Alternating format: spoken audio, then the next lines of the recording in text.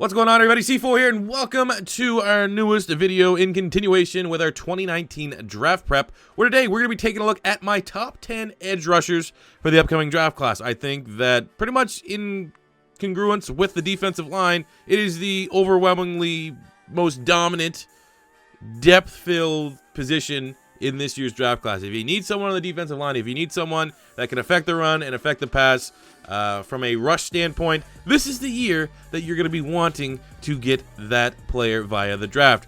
But before we jump into the top 10, I do have 4 honorable mentions, and even these honorable mentions I do think at worst will be day 2 picks and should have a chance at making some form of an impact as a rookie. So I got Carl Granderson first up from Wyoming. I think obviously a smaller school prospect. I do not rate him as high as Guy Fan, who's the other big Wyoming defensive prospect. But I think Granderson will go probably at somewhere in the 3rd round, and will definitely crack a starting roster. We have Chase Vinovich from Michigan. I've seen him go in the 1st rounds in some mock drafts. I'm going to have to wait and see. Unless he blows me away at the combine, I will have him as probably a 3rd round pick. But again, another guy that should be a rotational edge rusher. Next up, we have Austin Bryant from Clemson, a guy that I think probably should have left last year. I think staying and returning for another season. I don't know, like I said, what Dabo Sweeney had on him, had on Christian Wilkins to return back to school. But still, Austin Bryant should be a day 2 pick and be able to find out a nice little niche as a rookie. And then last up, we have the most weirdest name of all time, O'Shane Zimines. We'll go Zimines. Literally, I've heard 9 different pronunciations of his last name. I probably butchered it, but his tape, I mean, small school prospect, Old Dominion, I guess you could kind of bring up a level of competition, but anytime he's ever played, a ranked opponent or a meaningful game against a team that might have some NFL caliber talent, he still has stood out, still has shown, and I think he probably will be a late 2nd round pick. If not, if he blows away the combine, maybe a 1st round pick. He has that potential, has that Marcus Davenport kind of potential, while not being, as freaky of an athlete as Marcus Davenport, at least I assume, based off his tape. Like I said, could surprise me.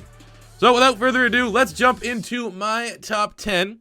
Starting at number 10, I have Zach Allen, 6'5", 285-pound defensive end from Boston College. So far in the year, 46 tackles, 12.5 tackles for loss, 5.5 sacks, and 5 pass deflections. Now, here's where you get some versatility. I think Zach Allen can be a 4-3 end. I think he might be better suited as a 3-4 outside linebacker. Either way, I think he has a guy that can challenge pretty much everyone that I'm going to talk about now that we're into the top 10. Obviously we still need to take the combine into effect. Some guys could, more so improve their stock from the combine. Also, bad bench presses, bad agility, they could hurt their stock. Pretty much anyone in this top 10 has a legitimate shot at going in the 1st round. I think Zach Allen is one of the better 3-4 outside linebackers in this draft class. You get versatility. You get a guy that might not be the greatest athlete, might not beat the brakes off the combine, but you have consistent production over the last couple of years at Boston College, was Harold Landry's partner in crime, and I believe will be great as a 3-4 outside linebacker. Going to number 9 is going to be Ja'Kai Polite, 6'2", 245 from my Gators. So far this year, 32 tackles, 10.5 tackles for loss, 7 sacks, 4 forced fumbles. Now, maybe people thought my Florida Gator bias would ring through on Ja'Kai Polite, but 1-year wonder. He kind of was a rotational guy the last couple of years. This year kind of comes out of nowhere. Slightly undersized, 245. Uses his agility. He's vicious, man. He is relentless. That's probably his motor might be his best attribute. And it's gonna be one of those things he should test well at the combine. But it's one of those things I don't know. I don't necessarily know. He looks good in pads, but I think with him being slightly undersized in comparison to some of the other players, Polite does need to have a really good combine. I expect he would. I mean, he's just another good Florida Gator defensive end to add to the likes of Dante Fowler, Carlos Dunlap, and everyone else that's been in between. He's been impressive this year. He's definitely been our best player on the defensive side of the ball, at least in the front 7. And I think even if he doesn't have a great combine, with that size, with his production, with his motor, which I think is probably, outside of the top end guys, maybe you can't really compare anyone else's motor to his. At worst, should be a 2nd round pick for Ja'Kai Polite. Going to number 8 is going to be Jalen Ferguson, 6'5", 260 pounds, out of Louisiana Tech. So far this season, 43 tackles, 17.5 tackles for loss, 12.5 sacks. That is at roughly the halfway point. We've still got 3 or 4 more games, bowl games included. He's putting out some pretty good numbers, and he's had consistent production over the last 3 years. So I think quality competition, yeah, could be coming into effect. What we saw, even dating back to Khalil Mack. If you're a great player, teams will overlook that. Marcus Davenport last year. I'm going to be interested to see how well he does test at the combine. But I think in terms of having, power moves, pass rushing moves, skill set, production, and not being just, a liability of an athlete, I think from that standpoint alone, at worst, he'll still be a second-round pick, but it is a little bit combine pending. A lot of times when you see these small school prospects, you want to see the arm length, you want to see how well they test from an athletic standpoint, but from a production standpoint, you're not going to find a better player in this year's draft than Jalen Ferguson. Consistent production. Going to number 7 is going to be Jalen Jelks, 6'6", 245-pound defensive end / 3-4 outside linebacker from Oregon. So far in the year, 44 tackles, 6 tackles for loss, and 3.5 sacks. Now, he's an interesting one because I do firmly believe he's one of those guys that where I kind of go with Zach Allen as a 3-4 outside linebacker. I think Jalen Jelks could transition to a 4-3 end, but teams probably will view him as a 3-4 outside linebacker. Either way, he looks like another one of these just freaky first-round talent defensive linemen from Oregon. We saw with Eric Armstead, you saw with DeForest Buckner, and now you got a guy like Jalen Jelks that is lengthy, good athlete, can affect the run. I don't know how well you're going to want him to drop back into coverage. Sometimes that's what people are going towards for the 3-4 outside linebacker. You don't want them to be a liability. Like Zach Allen at 285, he still can affect the pass. Still can get his hands up, still can get some pass deflections. I don't know how well that is in Jalen Jelks' game. I mean, he does have the length, but he doesn't really have the pass deflection stats to back it up. But still, from an edge rushing standpoint, from getting after the quarterback,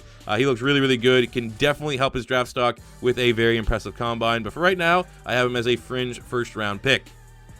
Going to number 6, it is going to be Joe Jackson, 6'5", 265 pounds, out of Miami.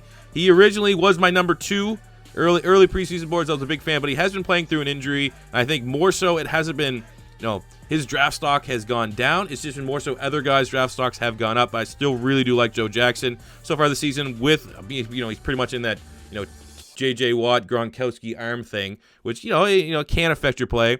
It's unnatural, right? But so far this year, 36 tackles, 9.5 tackles for loss, 4.5 sacks, and 1 touchdown. I think, again, kind of like when you look at Jalen Ferguson, Joe Jackson has had consistent production ever since he started playing for the U. I think that is something that I like to value. I don't necessarily hold one-year wonders against them because, maybe they're buried in the depth chart. Now it's their time to shine. But I always will give the benefit of the doubt, maybe an additional point if we're scoring it, to a guy that's been able to do it for 3 years, 3 years in a row. And that is what Joe Jackson has done in the ACC for the Hurricanes. And I definitely think he is a first-round talent. Should go late first round. Going to number 5, it's going to be Brian Burns, 6'5", 235-pound defensive end from Florida State. So far this season, he has 32 tackles, 13.5 tackles for loss, and 9 sacks. Another guy that definitely needs to add a couple more pounds to that frame. I think we can get him closer to 250, which he will. He's young. He's going to be one of those guys that his age is a positive factor for teams that are looking at drafting him. He can still grow. He's one of those guys with a lot more upside than he is right now. He's a great athlete.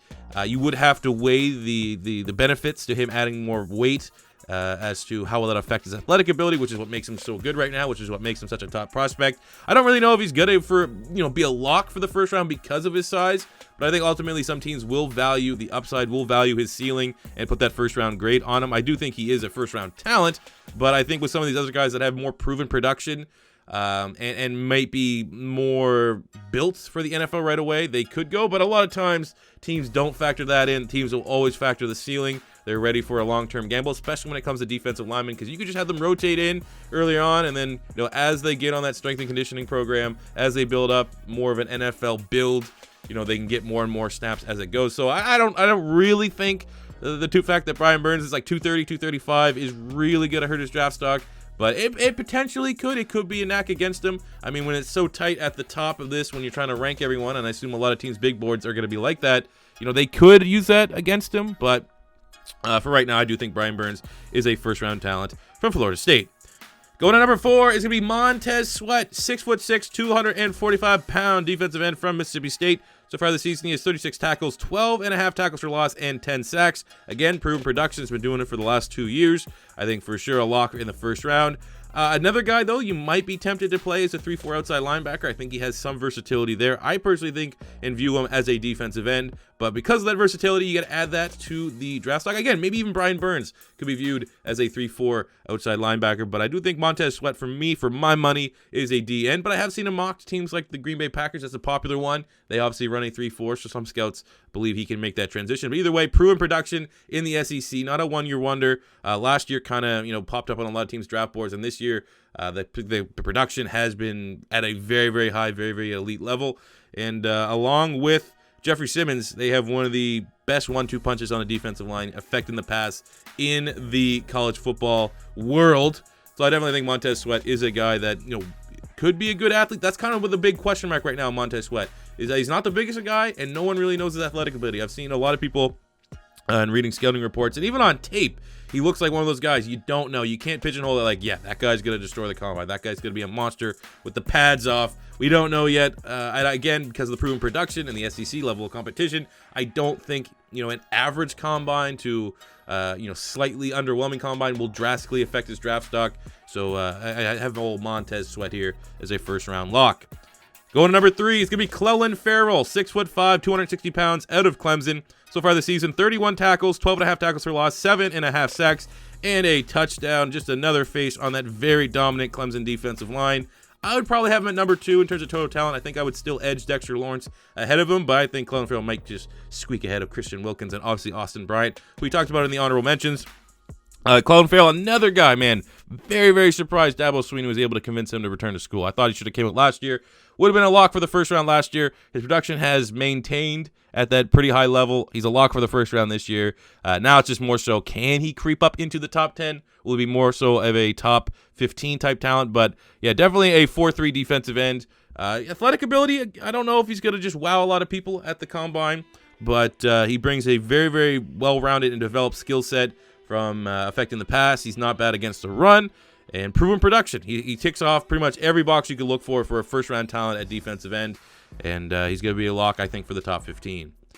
Going to number 2, it's probably my draft crush of this year's draft, and that is Josh Allen. 6'5", 260-pound defensive end linebacker. He's that damn versatile from Kentucky. So far this season, he has 59 tackles, 14.5 tackles for loss, 10 sacks, 4 pass deflections, 5 forced fumbles. He can do it all. He literally, single-handedly, I felt, took over the game when Kentucky finally beat the Florida Gators for the first time in like 30 years. I was literally like, that might have been the most standout performance I've seen from I don't even know what he is.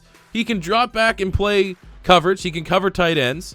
He can sack the quarterback. He can stop the run. He's a freak of nature. I think he's going to test very, very well at the combine. Like he is my favorite player in this year's draft class. As much as that pains me to say, because Kentucky beat Florida this year, he is that damn impressive. And I know some people are saying, oh yeah, he might go in the first round. I think personally, in terms of talent, he's a top 10 talent in this year's draft class. He's the guy that I'm hitching my horse to. That I think, everyone's talking about the Ed Olivers, Quinnen Williams, Nick Bosa, who we will talk about in a second. But I think not enough people are talking about Josh Allen. And he has versatility, athletic ability. I mean, proven production. Some people thought if he wanted to declare early last year, he would have been a first-round pick. He's money, man. He's an absolute money pick. And I think for my money right now, I'm putting him top 10 talent. Going to number 1, though, it is going to be Nick Bosa, 6'4", 260 pounds, out of Ohio State, the brother of Joey Bosa. Through 3 games, only played 3 games, had an injury. I'm pretty sure he said that he's just going to get ready for the combine and stuff, which, I don't blame him.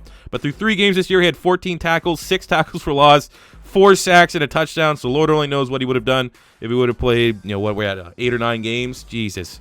He's a freak of nature. I don't know if he's going to be better than Joey Bosa, but I think they're really, really close. And the fact that Joey Bosa already is one of the best, probably maybe even debatably a top 5 defensive end. Unfortunately, he's been banged up this year for the Chargers. But when he is healthy, he's that fringe top 5 edge rusher in the league.